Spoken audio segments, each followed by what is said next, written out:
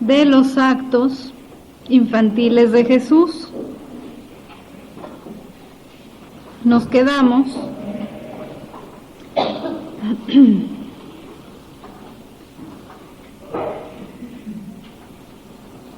en lo del te amo, que Jesús pide que vayamos siguiendo su vida, poniendo nuestro te amo en su voluntad, en todo lo que él hizo, ¿no?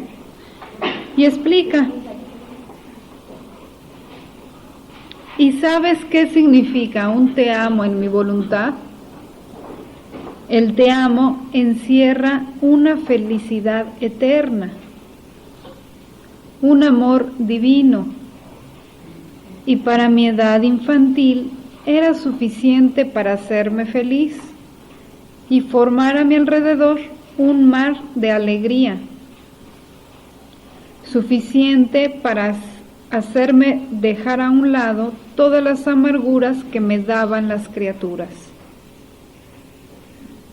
Si tú no sigues todos mis actos, habrá un vacío de tus actos en mi voluntad, y yo quedaré aislado sin tu compañía.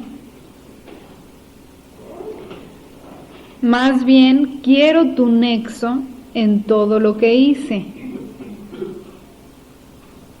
porque siendo una la voluntad que nos une, por consecuencia, uno debe ser el acto.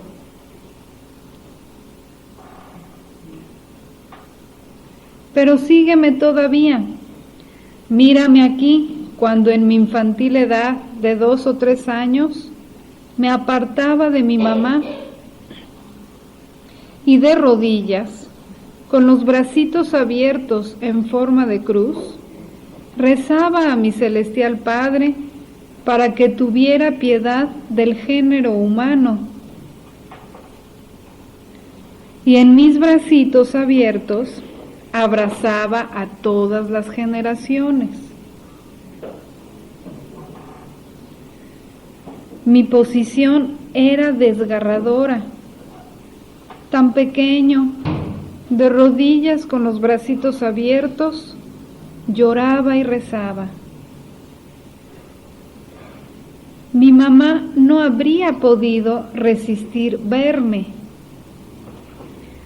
Su amor materno, que tanto me amaba, la hubiera hecho sucumbir. Por eso, ven tú, que no tienes el amor de mi mamá, ven a sostenerme mis bracitos, ven a secarme las lágrimas, pon un te amo tuyo sobre aquel terreno donde apoyaba mis pequeñas rodillas para que no me sea tan duro. Y luego, arrójate en mis bracitos a fin de que te ofrezca a mi Padre Celestial como hija de mi voluntad.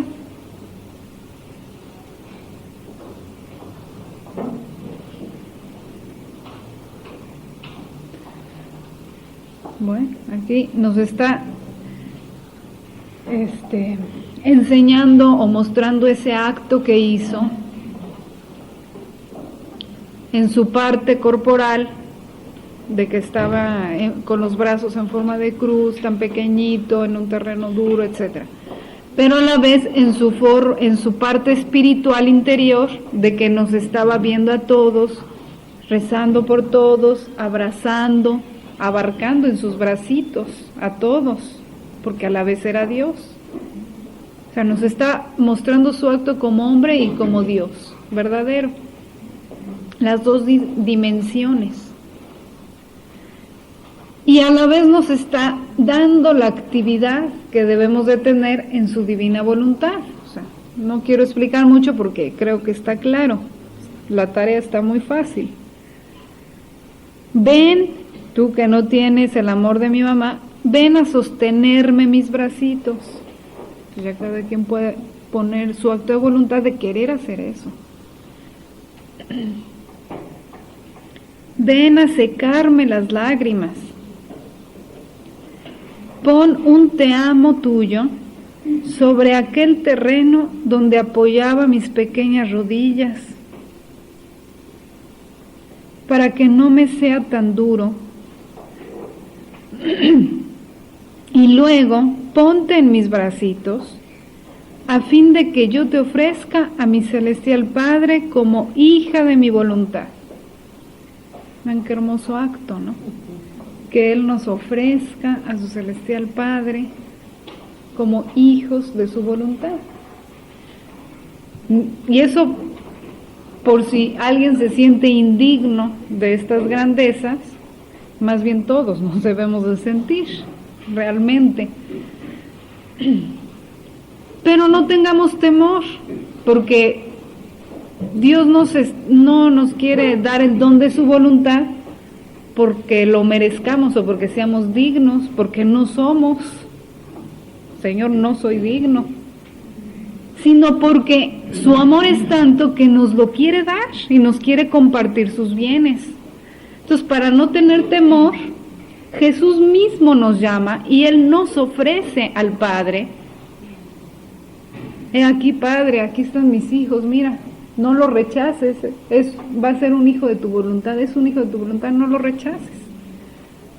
Dale, vamos a darle el don de nuestra voluntad eterna con todos los bienes que contiene. Es Jesús quien nos llama a ponernos en sus brazos para que nos ofrezca como hijos de su voluntad. Entonces, ¿qué temor podemos tener? Ninguno. Dios nos va a aceptar como hijos de su voluntad, porque Jesús mismo nos está presentando al Padre como verdadero sacerdote, porque eso es lo que hace el sacerdote, ¿no? Presentarnos a todos, bueno, al Padre, como mediador entre Dios y los hombres. Jesús, sumo y eterno sacerdote, hacía eso desde siempre, porque siempre fue sacerdote, ¿no? Entonces, desde pequeñito ahí está también ese aspecto de ofrecernos al Padre.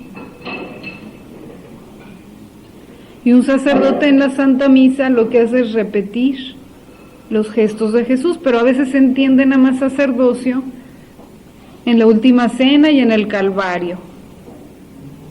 Que un sacerdote repite la vida de Jesús en la última cena y en el Calvario. No, está repitiendo toda la vida de Jesús en acto. Entonces también se puede unir a todos esos actos de Jesús y repetir eso. Y bueno, lo bueno es que aunque no seamos sacerdotes, también nos llama, no solo a los sacerdotes, sino a todo mundo. No al sacerdocio sacramental y ministerial, sino al sacerdocio común, que se dice, ¿no? Común de los fieles, que también está tomado de Jesús. Entonces nosotros no solo vamos a aprender a que Jesús nos ofrezca, sino a llevarle a Jesús a todas las demás almas y a ofrecerlas junto con Jesús al Padre. Y esto lo podemos repetir en cada uno de nuestros actos, esta intención de recorrer o de llamar a todas las almas y a llevarlas a Jesús en ese acto y ponerlas en sus bracitos y ofrecerlas junto con Él, que Él nos ofrezca a todos y ofrecernos junto con Él. En fin, como les digo, cada quien ahí meditando, pues cuántos actos que se pueden hacer y que Dios va inspirando.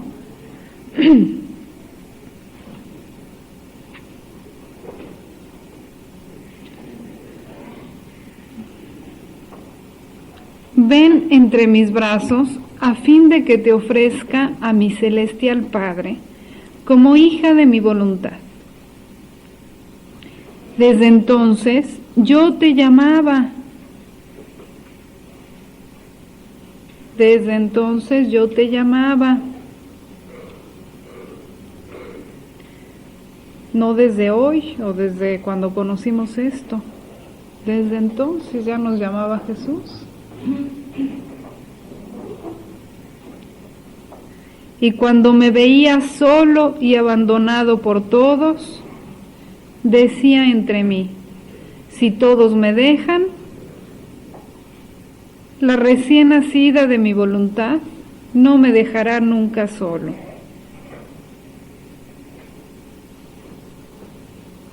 Bueno, a Luisa le daba este título de recién nacida de mi voluntad.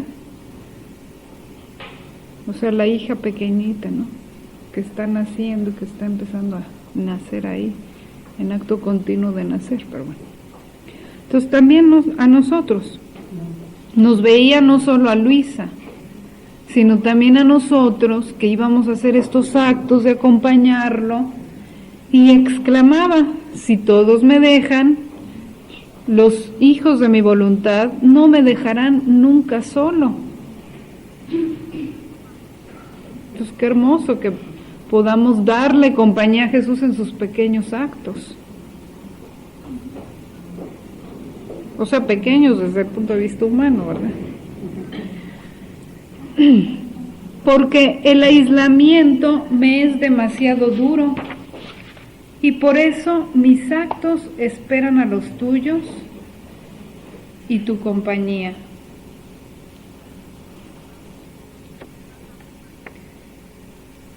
Continúa Luisa, pero ¿quién puede decir todo lo que mi dulce Jesús me hacía presente de todos sus actos de su vida? Si yo quisiera decirlos todos, me sería demasiado largo, llenaría volúmenes enteros, por tanto, pongo punto. Pero no quiere decir que no haya más.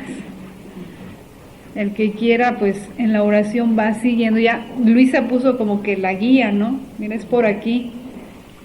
Ahora ya cada quien continúe, no es posible poner todo en el papel, pero el trabajo de la reflexión, de la meditación, de la oración, hará el resto.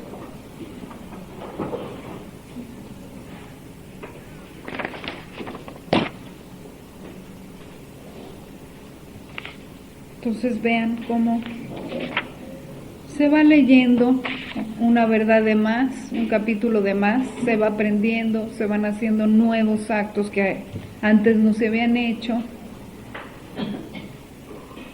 y se va creciendo en este vivir en la divina voluntad,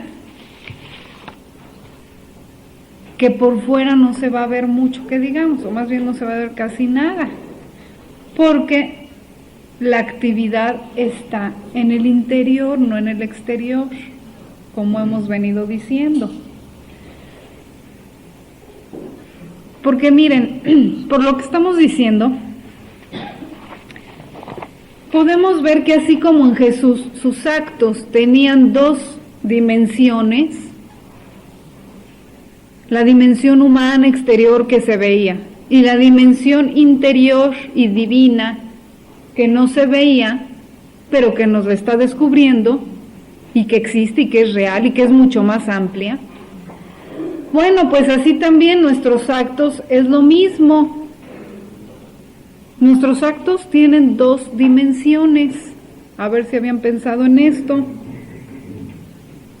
La dimensión exterior, que es, o sea, el comer, el trabajar, el caminar, el respirar que vemos, ¿no? ¿Qué estamos haciendo? Cada quien ve al otro que está haciendo por fuera.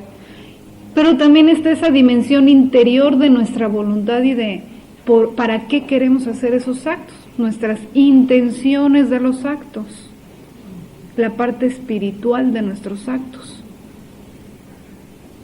Pero esa no la vemos, cada quien la sabe. Y la ve Dios, por supuesto, porque Dios ve todo lo espiritual, también nuestras intenciones. Pero los demás no la ven. Y somos dados nosotros a darle más importancia a la exterioridad de nuestros actos, porque los vemos, que al interior de nuestros actos, porque no los vemos. Pero no es lo más importante el exterior. Es mucho más importante el interior de nuestros actos, porque es la sustancia de nuestros actos. Muchas veces un mismo acto puede ser ocasión de ganar, o sea, de ser un acto bueno, de ganar algo para el cielo, o puede ser ocasión de irse al infierno, y por fuera el acto fue el mismo.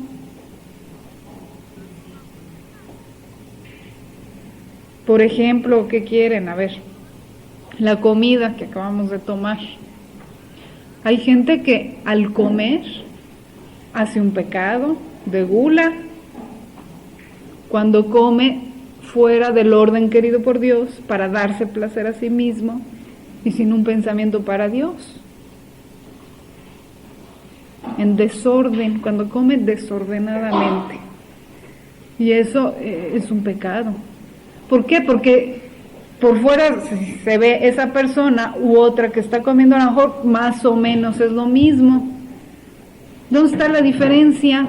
En la intención por la cual come. Está comiendo para sí mismo, para su placer, sin un pensamiento para Dios. Otra persona quiere comer en gracia para agradecerle a Dios y porque es voluntad de Dios que coma, porque así es voluntad de Dios, ¿no? Que mantengamos la vida del cuerpo por medio del alimento, y se lo agradece y se lo ofrece a Dios ese acto. Ese es un acto santo, un acto bueno. Entonces, ¿dónde estuvo la diferencia? En la intención. Y si Jesús comía, pues ya sabemos que Él tenía una voluntad divina y no era simplemente un acto humano santo, sino un acto divino, porque encerraba bienes divinos, amor divino, felicidades eternas, bienes universales, etc. Entonces, el acto de comer en Jesús era un acto divino. Pero si hubiéramos visto ahí a las tres personas, la que come en pecado, la que come en gracia, y a Jesús comiendo, por fuera se hubiera visto lo mismo. La diferencia estaba en el interior. ¿Ya ven? Y nosotros que no le damos importancia al interior. Y es lo que califica los actos. Es lo que les da el valor.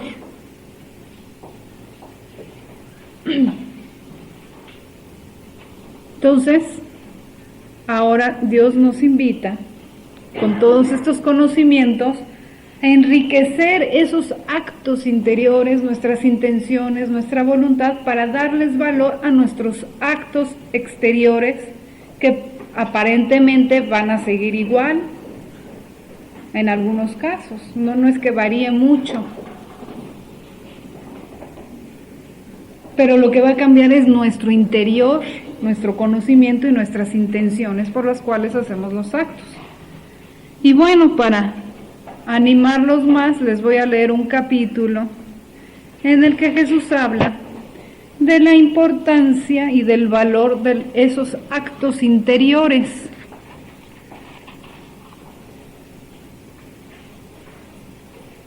Hija mía, los actos interiores de un alma que hace la voluntad de Dios están exentos de cualquier mal y sombra de defecto.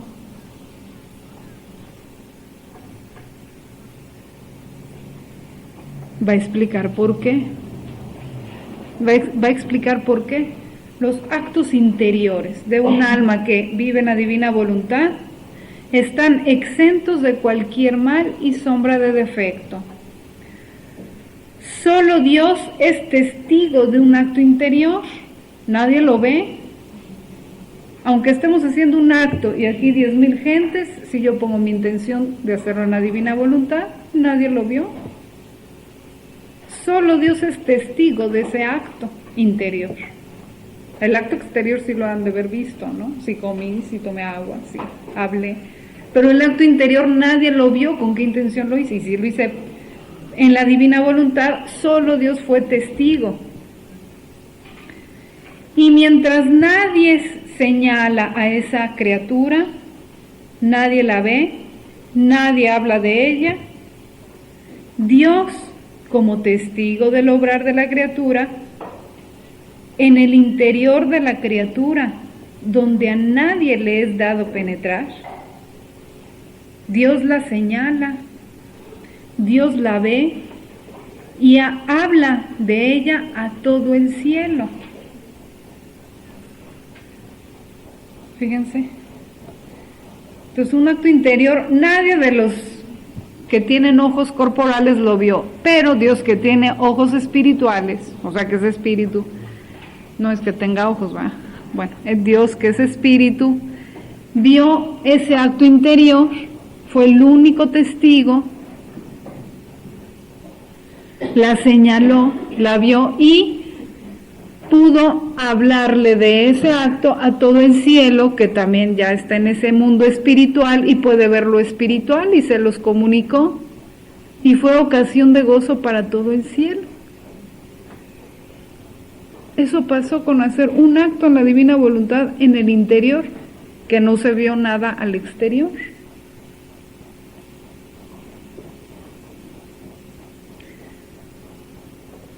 Dios, donde penetra en el interior de la criatura, donde a nadie le es dado penetrar, solo a Él.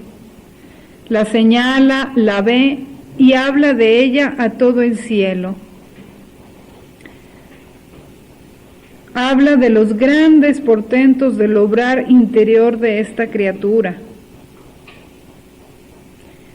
Y ser señalada, ser mirada por Dios y hacer hablar a Dios de una criatura es el acto y el honor más grande que esa criatura puede recibir.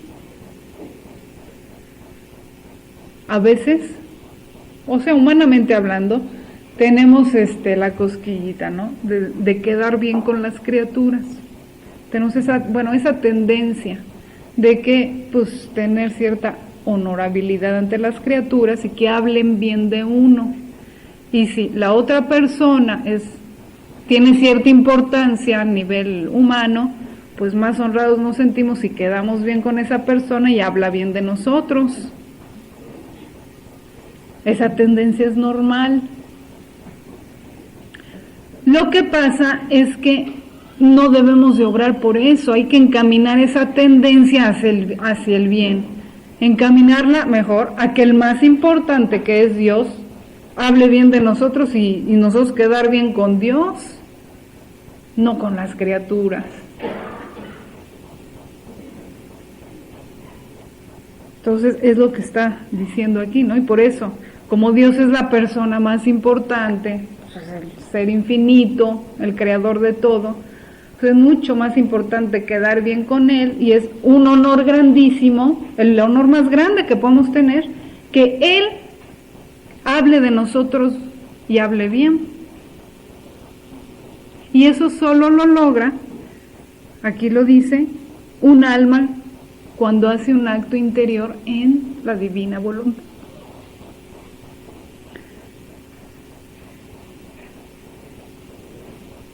Ser señalada, ser mirada y hacer hablar a Dios de una criatura es el acto y el honor más grande que puede recibir.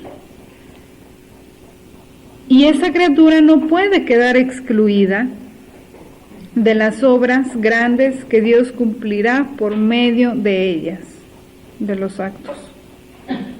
Bueno, los actos interiores son heridas, dardos, flechas al seno divino. Son mensajeros celestiales que salen de la criatura y vuelan a su Creador y llevan la marca de la gloria, del amor y de agradar solo a aquel que la creó. De agradar solo a aquel que la creó. Los actos interiores. A ver cómo dice aquí.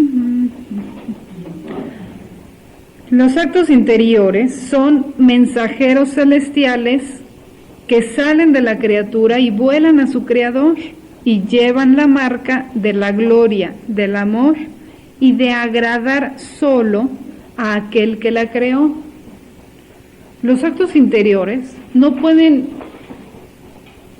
no se mezcla eso de querer agradar a las criaturas, puesto que no lo están viendo y sabemos que no pueden ver nuestras intenciones.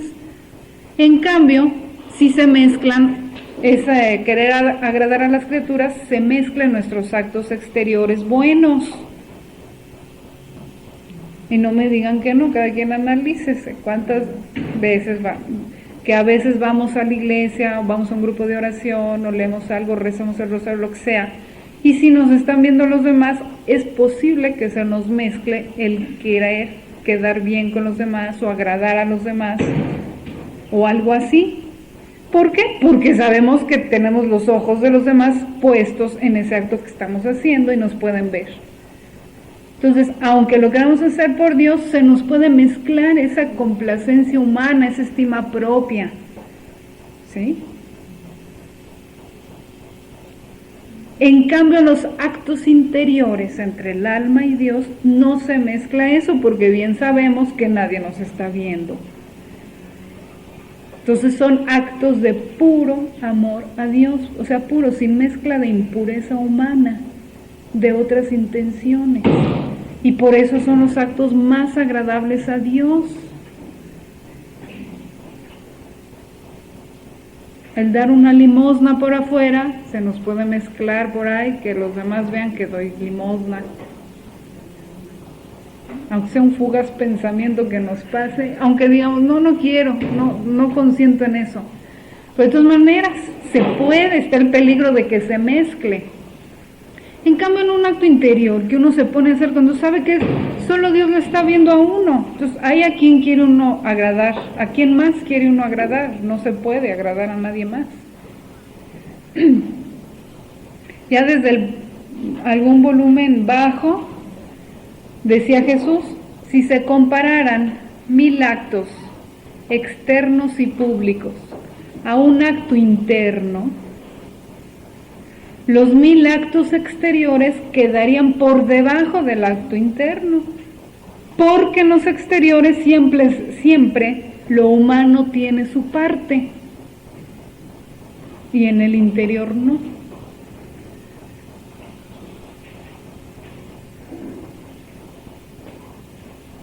Entonces por eso es mucho más importante y más agradable a Dios que nosotros crezcamos en esta vida interior y no en las obras exteriores. Porque en la vida interior no se mezclan esos defectos espirituales que son el amor propio y la complacencia y quedar bien y el respeto humano, etc.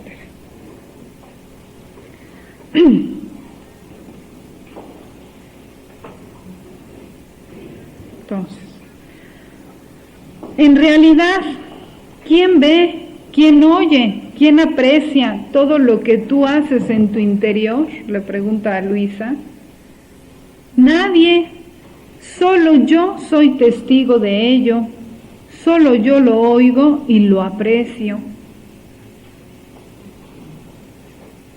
Es por esto que nuestras obras más grandes elegimos almas que aparentemente nada tienen de grande y de maravilloso.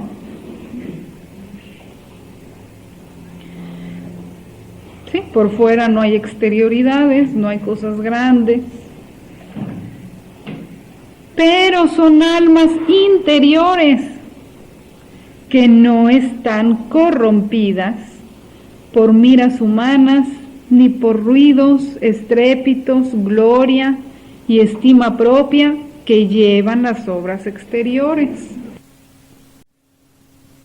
Las más grandes santidades y las más grandes obras de Dios no tienen exterioridades,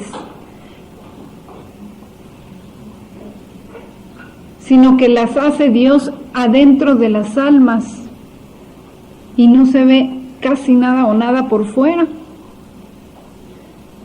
De hecho, en la redención escogimos a una virgen sencilla, sin esplendores exteriores, pero que tenía su interior hablante, una actividad interior continua, constante, sin interrupciones. Y tanto supo decir de tú a su Creador, que lo venció y obtuvo la redención.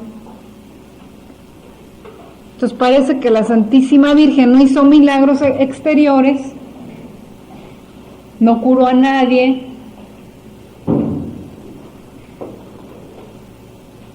etcétera, de esos milagros que a nosotros nos llaman mucho la atención. Sin embargo, obtuvo la redención para toda la humanidad. Pero qué milagro más grande, ¿no creen? Pero eso sí, sin nada de exterioridad, casi nada. Así que obtuvo también todos los demás milagros, porque todos los milagros brotan de Jesús, ¿no? De que vino y de que por medio de Jesús a algunos los ha curado de alguna enfermedad. Pero todo eso fue gracias a que la Santísima Virgen nos obtuvo la redención.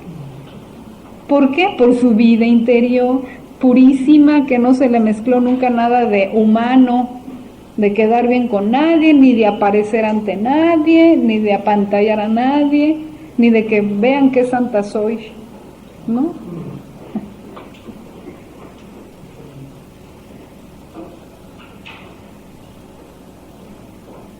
Ahora, también hicimos así para el reino del fiat divino, porque iba este reino del fiat divino, de su voluntad, era una obra, o es una obra universal también, que Dios quiere que lleve bienes a toda la humanidad. Entonces Dios va iba a obrar del mismo modo, ¿no? Aquí le explica. Así también hicimos para el reino del fiat divino. Escogimos a otra criatura, toda interior, que no tenía exterioridades. Por eso es que en Luisa no se ven, bueno, ni las llagas se vieron, de que no quería exterioridades de eso, para que no se le mezclara nada de humano. Y a nosotros nos parecerá que es más espectacular y más santo el que se le ven las llagas por fuera, pero ya vemos que ahí se le puede mezclar algo de humano. Tenía su objetivo y su forma, y si Dios permitió algunos estigmatizados por fuera, tenía Dios su objetivo, evidentemente, atraer a tantas almas a la conversión, que si no se hubiera visto nada, no se hubieran convertido, sí, como un Padre Pío, ¿no? Pero la obra que iba a hacer Dios en Luisa no consistía en eso, sino era algo que iba a pasar entre Dios y Luisa y para toda la humanidad. Entonces no quería que hubiera exterioridades, ni Luisa tampoco lo quería. Y entonces Luisa pidió que no se vieran las llagas de Jesús por fuera, y aunque las sentía continuamente, nunca se le vieron.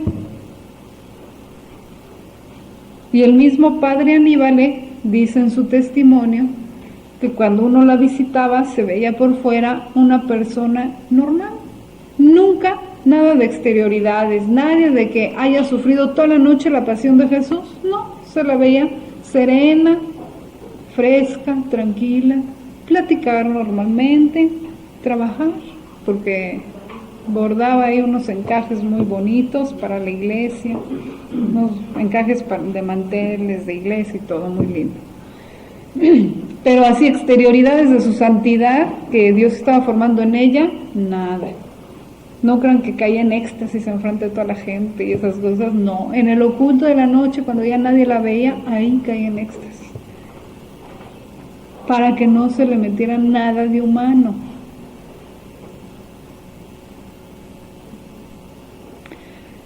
Ahora, también así hicimos para el reino del fiat divino. Escogimos a otra alma toda interior, y tanto dirá a Dios, tanto hablará con Dios, que lo plegará a conceder el reino anhelado. Entonces, tantos actos hizo Luisa en su interior de ir siguiendo a Jesús, de hablar con Jesús, de amar a Jesús, todo esto, que formó ese reino dentro de ella junto con Jesús, y gracias a toda esa actividad interior de Luisa, Dios ahora nos admite a vivir en su reino, y ella, prácticamente Luisa, nos obtuvo ese reino.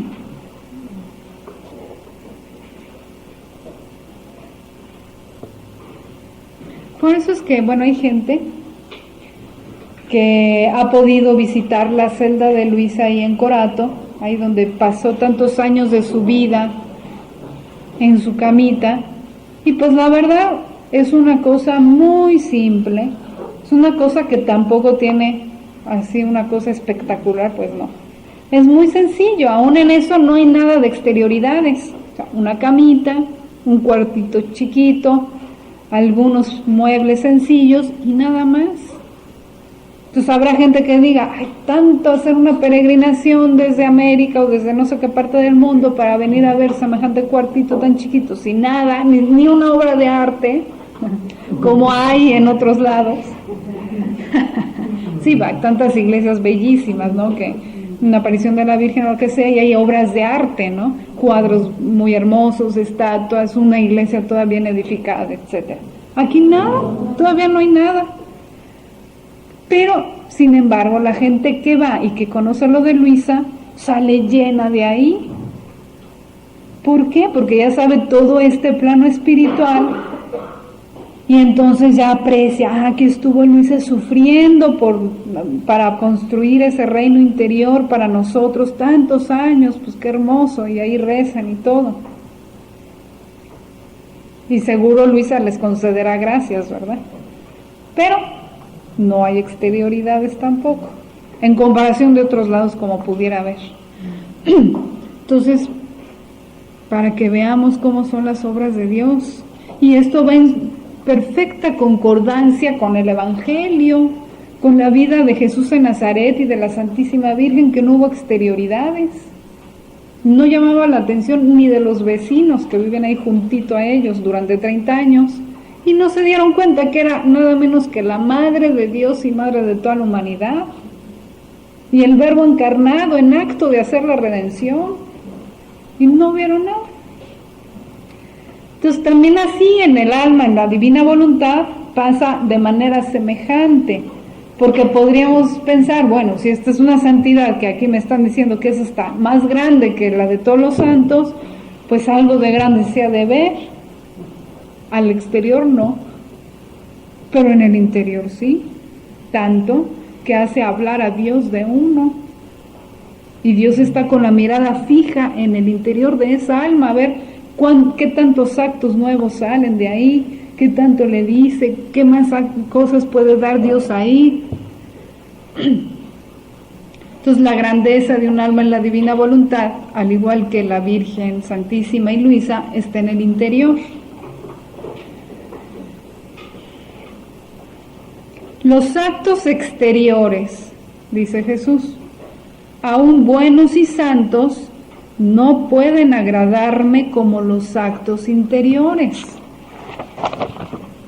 porque los actos exteriores están casi siempre impregnados del aire de la propia gloria, lo que decíamos, de la estima humana,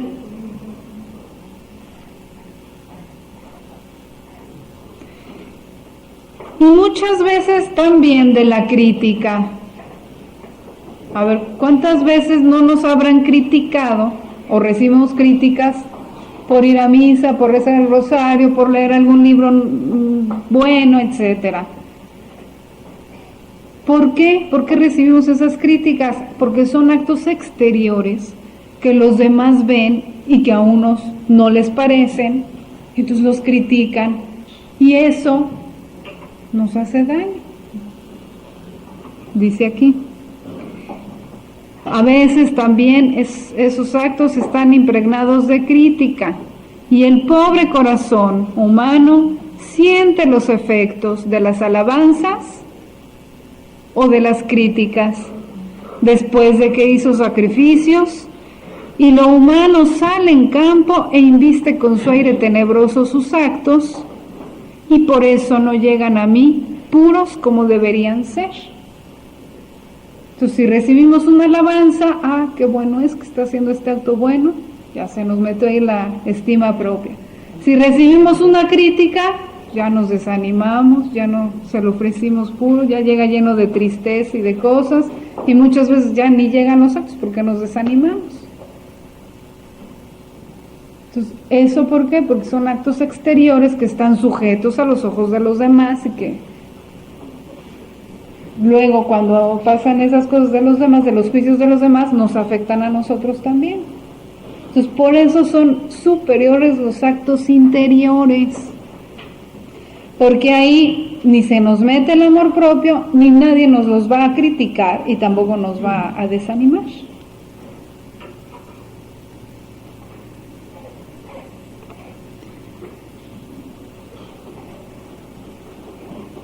En cambio, un acto interior no es ni criticado ni alabado, y lo humano no tiene por dónde entrar. Es un acto puro, porque a ella no se le cerraron las puertas a todas las reacciones humanas.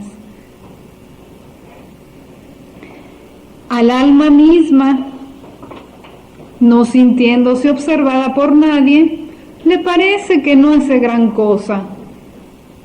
Eso pasa también con uno mismo, ¿no? Ya rezamos un buen rato entre el alma y Dios y salimos de esa oración y vamos y decimos, bueno, parece que no hice mucho, casi no hice nada, un rato de oración y no pasó nada por afuera, no hice nada. Por eso, al alma misma, no sintiéndose observada por nadie, le parece que no hace gran cosa. Y por eso sus actos están todos impregnados de aire celestial. Ahí no hay ni siquiera complacencia propia, porque hasta el alma misma, como no los ve tampoco, parece que no hizo gran cosa. Fíjense, nosotros mismos somos testigos de nuestros actos interiores, no los vemos. Por ejemplo, ese acto que hicimos hace rato de seguir a Jesús, un poquito, de momento, pues nos lo imaginamos, ¿verdad? Pero van a ver que van a pasar días y no es que lo veamos, nos va a parecer, pues hice un acto, pero no creo que fue mucho y no me acuerdo bien, no lo vi. Y entonces quedó puro ese acto porque fue solo para Dios. Ahí no se nos metió nada de humano, de complacencia propia, ni de vanagloria, ni de nada. Por eso, sé atenta, dice Jesús, y haz que tu interior gire siempre en mi voluntad. Entonces, esa es la importancia de los actos interiores. Entonces, podríamos pensar, bueno, entonces nunca vamos a ver nuestros actos interiores. Claro que los vamos a ver. Ya saben cuándo, ¿no? ¿Saben cuándo? Cuando llegue la hora de nuestra muerte. Y así como en la muerte lo que pasa es que el cuerpo es lo que se muere, el alma se separa del cuerpo y queda el alma y el cuerpo se muere, así va a pasar con nuestros actos, lo mismo. Se va a separar esa parte espiritual, digamos, por decirlo de alguna manera, de la parte exterior de nuestros actos. Entonces ya no vamos a ver que comimos y que rezamos y que dormimos y que trabajamos, sino vamos a ver qué intenciones teníamos en esos actos. Y entonces cuando vamos a empezar a gozar de esos actos y de la sustancia que contenían, pero hasta que llegue la muerte y quite todo el aspecto exterior y material de nuestros actos, que eso es la muerte, quitar el cuerpo y todo lo exterior de nuestros actos, para ver lo interior, para sacar la sustancia. Como las pajitas, hagan de cuenta, es un buen ejemplo. A ver, el trigo. Son los granos de trigo cubiertos con la pajita. Y ahí van creciendo, duran mucho. Y llega la época, bueno, está el sol, el aire, etcétera, que los hace crecer, el abono, etcétera. Luego llega el momento ya de la cosecha. ¿Y qué es la cosecha? se cortan las espigas, se les quita la cáscara ya no sirve, la cáscara era para cubrir el grano, antes el grano no se veía, porque necesitaban de la cascarita exterior que los cubría para que fueran creciendo y desarrollando ese grano interior. Pero sería tonto darle importancia a la paja, ¿no? Ahí sabemos que lo importante es el grano que está creciendo, no la paja. Y entonces a la hora de, cuando se trilla el trigo, se quita la cascarita que ya no sirve, ya cumplió su oficio de hacer crecer el grano y queda el grano. Pero qué sorpresa cuando a veces por afuera a lo mejor se ve una espiguita muy bien, las pajitas muy limpiecitas, doraditas, y resulta que uno las apachurra y no tenían grano, sale un humo. Eso va a pasar con las obras que no tienen todo este espíritu interior. A la hora de la muerte eran puras exterioridades y estaban llenas de complacencia propia, de amor propio, de vanagloria, de estima, de quedar bien con los demás. Por eso no es sustancia sólida. Entonces, a la hora de que quiten las exterioridades de sus actos, van a ver que no, pero no lo hiciste por amor a Dios, ni menos en su voluntad. No había trigo ahí, o había poquito, bueno, pero muchos actos, ahí va a ser la hora de la verdad, muchos actos se van a ver vacíos de sustancia espiritual, de sustancia interior. Entonces, por eso Dios no es que se fije tanto en las pajitas de afuera, en exterioridad de nuestros actos. Él se fija en el interior, y con la muerte se nos van a quitar esas pajitas y ahí va a ser la hora en que se va a ver cuánto cosechamos para el reino. Entonces, pongamos más atención en formar los granos de trigo interiores, como ni siquiera como granos de trigo, sino como soles, que cayendo esa cascarita sean unos soles que den luz a todo mundo y hagan bien a toda la humanidad. Y no pongamos tanta atención en las exterioridades, de que qué actos hago más vistosos, menos vistosos, más que se vean más santos. No, eso no importa. Vamos a ver mejor qué actividad interior tengo. Cuanto más conozco a Dios, cuanto más uno mi voluntad a Dios y mis intenciones a las de Jesús. Y eso es lo que nos hará formar el grano eterno, los soles eternos. Que a la hora de la muerte se quitarán mis pajitas y entonces sí, la hora de la gloria eterna, de la luz eterna. En fin, esa es la importancia pues de, ya quedó más claro, las dos dimensiones de nuestros actos, que es evidente, pero no, a veces no pensamos en eso, ¿no? Porque estamos muy sujetos a nuestros sentidos corporales. Entonces hay que pensar más en el espíritu. Bueno.